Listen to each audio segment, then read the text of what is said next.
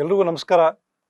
ಇವತ್ತು ನಮ್ಮ ಶಾಲೆಗಳಲ್ಲಿ ನಡೀತಾ ಇರತಕ್ಕಂಥ ಈ ಮಹಾ ಪೋಷಕರ ಸಭೆಯಲ್ಲಿ ಭಾಗವಹಿಸಿರ್ತಕ್ಕಂಥ ಎಲ್ಲ ನನ್ನ ಆತ್ಮೀಯ ಪೋಷಕರೇ, ಒಂದು ವಿಶೇಷವಾಗಿರ್ತಕ್ಕಂಥ ಕಾರ್ಯಕ್ರಮ ನಮ್ಮ ಶಾಲೆಯಲ್ಲಿ ಇವತ್ತು ನಡೀತಾ ಇದೆ.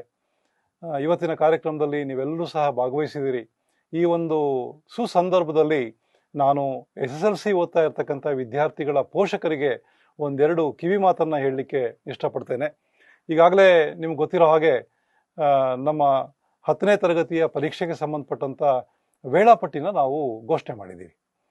ಸೊ ಈ ವೇಳಾಪಟ್ಟಿ ಪ್ರಕಾರ ಮಾರ್ಚ್ 18ನೇ ತಾರೀಕಿನಿಂದ ಏಪ್ರಿಲ್ 2ನೇ ತಾರೀಕುವರೆಗೂ ಮೊದಲನೇ ಪರೀಕ್ಷೆ ನಡೀತಾ ಇದೆ. ಈಗ ವಿದ್ಯಾರ್ಥಿಗಳಿಗೊಂದು ಗುರಿ ಸಿಕ್ತು, ನಮ್ಮ ಪರೀಕ್ಷೆ ಯಾವಾಗ ಅಂತಕ್ಕಂಥದ್ದು ಗುರಿ ಈಗ ವಿದ್ಯಾರ್ಥಿಗಳಿಗೆ ಸಿಕ್ಕಿದೆ. ಸೊ ಅದಕ್ಕೆ ತಯಾರಿ ಮಾಡ್ಕೊಳ್ಳೋದಕ್ಕೂ ಸಹ ಸಾಕಷ್ಟು ಸಮಯಾವಕಾಶ ಇದೆ. ಈ ಸಂದರ್ಭದಲ್ಲಿ ಪೋಷಕರ ಪಾತ್ರ ಬಹಳ ಮುಖ್ಯ. ಯಾಕೆ ಅಂತ ಹೇಳಿದ್ರೆ, ವಿದ್ಯಾರ್ಥಿಗಳು ತಯಾರಿ ಮಾಡೋ ಜೊತೆನಲ್ಲಿ ನೀವು ಪೋಷಕರು ಅವರಿಗೆ ಪೂರಕವಾಗಿದ್ದರೆ ಖಂಡಿತ ವಿದ್ಯಾರ್ಥಿಗಳ ಒಂದು ಪರ್ಫಾರ್ಮೆನ್ಸ್ ಏನಿದೆ, ಫಲಿತಾಂಶ ಬಂದ ಮೇಲೆ ನಿಮಗೆ ಗೊತ್ತಾಗುತ್ತೆ, ಖಂಡಿತ ನಾವು ಮಾಡಿದ್ದೆಲ್ಲ ಒಳ್ಳೆಯದಾಗ್ತಾ ಇದೆ, ನಮ್ಮ ವಿದ್ಯಾರ್ಥಿಗಳಿಗೆ ಅನುಕೂಲ ಆಗ್ತಾ ಇದೆ ಅಂತಕ್ಕಂಥದ್ದು. ಸೊ ಈ ನಿಟ್ಟಿನಲ್ಲಿ ಮಂಡಳಿಯು ಸಹ ಯಾವಾಗಲೂ ಸಹ ವಿದ್ಯಾರ್ಥಿಗೆ ಪೂರಕವಾಗಿರ್ತಕ್ಕಂಥ ಅವರ ಫಲಿತಾಂಶ ಉತ್ತಮಪಡಿಸೋದಕ್ಕೆ ಬೇಕಾಗಿರ್ತಕ್ಕಂಥ ಕಾರ್ಯಕ್ರಮಗಳನ್ನೇ ಹಾಕ್ಕೊಳ್ತಾ ಹೋಗ್ತಾ ಇದೆ. ಸೊ ಈ ವರ್ಷ ನಾವು ವಿಶೇಷವಾಗಿ 3 ಮಾದರಿ ಪ್ರಶ್ನೆ ಪತ್ರಿಕೆಗಳನ್ನು ಬಿಡುಗಡೆ ಮಾಡಿದ್ದೀವಿ. ಸೊ ವಿದ್ಯಾರ್ಥಿಗಳು ಅದನ್ನು ಈಗಲಿಂದಲೇ ನೋಡ್ಕೋಬೋದು. ಪ್ರಶ್ನೆ ಪತ್ರಿಕೆ ಸ್ವರೂಪ ಯಾವ ರೀತಿ ಇರುತ್ತೆ, ಪ್ರತಿ ಚಾಪ್ಟರ್ನಲ್ಲಿ ಯಾವ ರೀತಿ ಪ್ರಶ್ನೆಗಳು ಬರುತ್ತೆ ಅನ್ನೋದನ್ನು ವಿದ್ಯಾರ್ಥಿಗಳು ನೋಡ್ಕೊಳ್ಳೋಕೆ ಅನುಕೂಲ ಆಗುತ್ತೆ.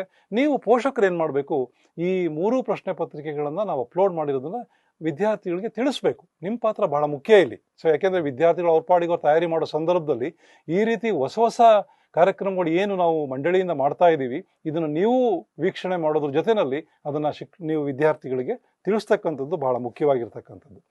ಜೊತೆಗೆ ನಿಮಗೆಲ್ಲ ಗೊತ್ತಿರೋ ಹಾಗೆ ಈ ವರ್ಷ ನೀವು ನಮ್ಮ ವೆಬ್ಸೈಟ್ ನೋಡಿದ್ರೆ ಗೊತ್ತಾಗೋಗುತ್ತೆ, ಸ್ಟೂಡೆಂಟ್ ಕಾರ್ನರ್ ಅಂತಕ್ಕಂಥ ಒಂದು ವಿಂಡೋವನ್ನು ನಾವು ಓಪನ್ ಮಾಡಿದ್ದೀವಿ.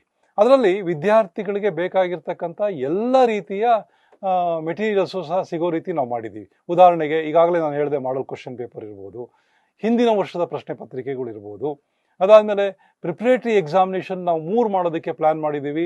ಆ 3 ಪ್ರಿಪ್ರೇಟರಿ ಎಕ್ಸಾಮಿನೇಷನ್ ದಿನಾಂಕಗಳನ್ನು ಸಹ ನಾವು ಅನೌನ್ಸ್ ಮಾಡಿದ್ದೀವಿ. ಆ ವಿದ್ಯಾರ್ಥಿಗಳು ಆ ಒಂದು ಪರೀಕ್ಷೆಗೆ ತಯಾರಿ ಮಾಡೋದಕ್ಕೆ ತುಂಬ ಅನುಕೂಲ ಆಗುತ್ತೆ.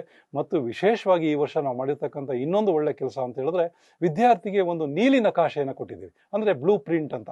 ಅಂದರೆ ಯಾವ್ಯಾವ ವಿಷಯದಲ್ಲಿ ಯಾವ್ಯಾವ ಚಾಪ್ಟರ್ನಲ್ಲಿ ಪ್ರಶ್ನೆಗಳು ಯಾವ ರೀತಿ ಇರುತ್ತೆ ಅನ್ನೋದನ್ನು ಆ ನೀಲಿ ನಕಾಶೆನಲ್ಲಿ ನಾವು ಕೊಟ್ಟಿದ್ದೀವಿ.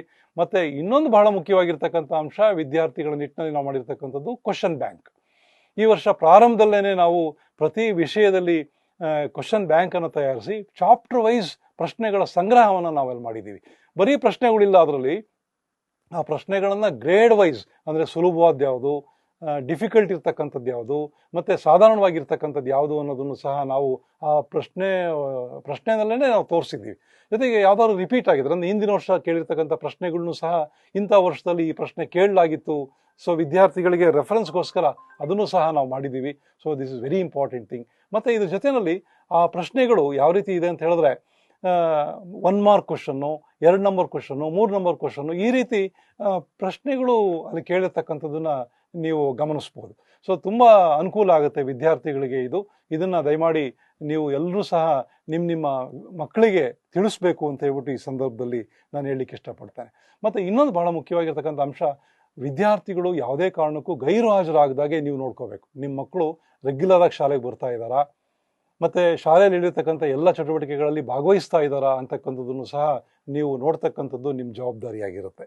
ಮತ್ತು ಹಾಗೆಯೇ ಶಾಲೆಯಲ್ಲಿ ನಡೀತಾ ಇರ್ತಕ್ಕಂಥ ಎಲ್ಲ ಪೋಷಕರ ಸಭೆ, ಇವತ್ತೇನು ದೊಡ್ಡ ಪೋಷಕರ ಸಭೆ ನಡೀತಾ ಇದೆ, ಹಾಗೆಯೇ ಇನ್ನು ಮುಂದೆ ನಡೀತಕ್ಕಂಥ ಎಲ್ಲ ಪೋಷಕರ ಸಭೆಯಲ್ಲೂ ಸಹ ನೀವು ದಯಮಾಡಿ ಭಾಗವಹಿಸಬೇಕು. ಮತ್ತು ನಿಮ್ಮ ಮಕ್ಕಳು ಯಾವ ರೀತಿ ಪ್ರೋಗ್ರೆಸ್ ಆಗ್ತಾ ಇದ್ದಾರೆ ಅನ್ನೋದನ್ನು ಸಹ ಹೆಡ್ ಮಾಸ್ಟರ್ಸ್ಗಳನ್ನು ನೀವು ನಿರಂತರವಾಗಿ ಸಂಪರ್ಕದಲ್ಲಿದ್ದರೆ ಅದು ಸಹ ನಿಮಗೆ ಗೊತ್ತಾಗುತ್ತೆ. ಯಾಕೆಂದರೆ ಬಹಳ ಇಂಪಾರ್ಟೆಂಟ್ ಆಗಿರ್ತಕ್ಕಂಥ ಸಮಯ ಇವಾಗ, ಈ ನವಂಬರಿಂದ ನೆಕ್ಸ್ಟು ಎಕ್ಸಾಮಿನೇಷನ್ ಮುಗಿಯೋವರೆಗೂ ಸಹ ತುಂಬ ಇಂಪಾರ್ಟೆಂಟ್ ಆಗಿರೋದ್ರಿಂದ ನೀವೆಲ್ಲರೂ ಸಹ ನಿಮ್ಮ ಮಕ್ಕಳ ಪ್ರೋಗ್ರೆಸ್ಸನ್ನು ವೀಕ್ಷಣೆ ಮಾಡೋದು ತುಂಬ ಮುಖ್ಯ. ಇದರ ಜೊತೆಯಲ್ಲಿ ಬಹಳ ಮುಖ್ಯವಾಗಿರ್ತಕ್ಕಂಥದ್ದು, ವಿದ್ಯಾರ್ಥಿಗಳು ತುಂಬ ಕೆಲವು ವಿದ್ಯಾರ್ಥಿಗಳು ರಾತ್ರಿಯೆಲ್ಲ ಓದ್ತಾ ಅಭ್ಯಾಸ ಮಾಡ್ಕೊಂಡ್ಬಿಟ್ಟಿರ್ತಾರೆ, ತುಂಬ ಬೆಳಗ್ಗೆ ಬೇಗ ಇದ್ದಿರ್ತಾರೆ. ಆ ಸಂದರ್ಭದಲ್ಲಿ ಆರೋಗ್ಯವನ್ನು ಕಾಪಾಡ್ಕೊಳ್ತಕ್ಕಂಥದ್ದು ಸಹ ಭಾಳ ಮುಖ್ಯ.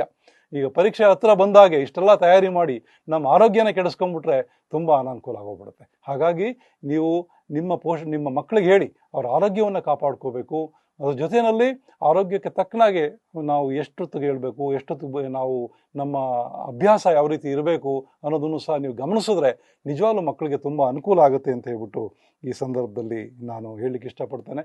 ನಾವು ಸಹ ಮಂಡಳಿಯಿಂದ ಈ ಪರೀಕ್ಷೆ ಇನ್ನೊಂದು 20 ಡೇಸ್ ಇದೆ ಅನ್ಬೇಕಾದ್ರೆ ಒಂದು ಎಲ್ಲ ವಿದ್ಯಾರ್ಥಿಗಳಿಗೆ ಅನುಕೂಲಕ್ಕೋಸ್ಕರ ಒಂದು ಸಹಾಯವಾಣಿನಲ್ಲಿ ಪರೀಕ್ಷೆ ತಯಾರಿ ಬಗ್ಗೆ ಮತ್ತು ಮಾನಸಿಕ ಆರೋಗ್ಯದ ಬಗ್ಗೆ, ಅವ್ರಿಗೇನಾದ್ರು ಆತಂಕಗಳಿದ್ರೆ ಆತಂಕದಿಂದ ಹೊರಬರೋದು ಹೇಗೆ, ಈ ಥರದ್ದೆಲ್ಲ ಒಂದು ಸೈಕಿಯಾಟ್ರಿಸ್ಟ್ನ ಕರೆಸ್ಬಿಟ್ಟು ನಿಮ್ಗೆಲ್ರಿಗೂ ಸಹ ಸಹಾಯವಾಣಿ ಮೂಲಕ ನೀವು ಪ್ರಶ್ನೆ ಕೇಳಿದ್ರೆ ಅವ್ರಿಗೆ ಉತ್ತರ ಕೊಡೋದಕ್ಕೆ ಮತ್ತು ಯಾವ ರೀತಿ ವಿದ್ಯಾರ್ಥಿಗಳನ್ನು ನಾವು ಪರೀಕ್ಷೆಗೆ ಸಿದ್ಧ ಮಾಡಬೇಕು ಅನ್ನೋದ್ರ ಬಗ್ಗೆ ನಾವು ಸಾಕಷ್ಟು ಆ್ಯಕ್ಟಿವಿಟೀಸ್ಗಳನ್ನು ಮುಂದೆ ಮಾಡೋರಿದ್ದೀವಿ.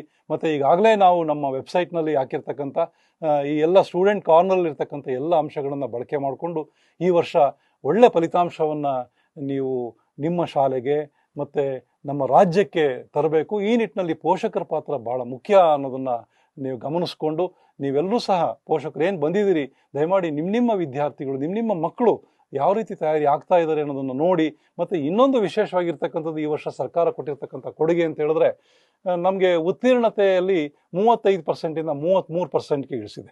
ಅಂದರೆ ಆಂತರಿಕ ಮತ್ತು ಬಾಹ್ಯ ಪರೀಕ್ಷೆಯ ಅಂಕಗಳು ಒಟ್ಟು ಮೊತ್ತ 33% ಬಂದರೆ ವಿದ್ಯಾರ್ಥಿ ಉತ್ತೀರ್ಣರಾಗ್ತಾರೆ. ಸೊ ಇದನ್ನು ಆ್ಯಕ್ಚುಲಿ ಬೇರೆ ಬೇರೆ ರಾಜ್ಯಗಳಲ್ಲಿ ಇವೆಲ್ಲ ಅನುಸರಿಸ್ತಾ ಇದ್ದಾರೆ. ಈ ವರ್ಷ ನಮ್ಮ ರಾಜ್ಯದಲ್ಲೂ ಸಹ ಸರ್ಕಾರ ಇದನ್ನು ಜಾರಿಗೆ ತಂದಿದೆ. ಇವೆಲ್ಲವನ್ನೂ ಸಹ ಬಳಕೆ ಮಾಡಿಕೊಂಡು ನಾವು ಈ ವರ್ಷ ಒಳ್ಳೆ ಫಲಿತಾಂಶವನ್ನು ತರಬೇಕು.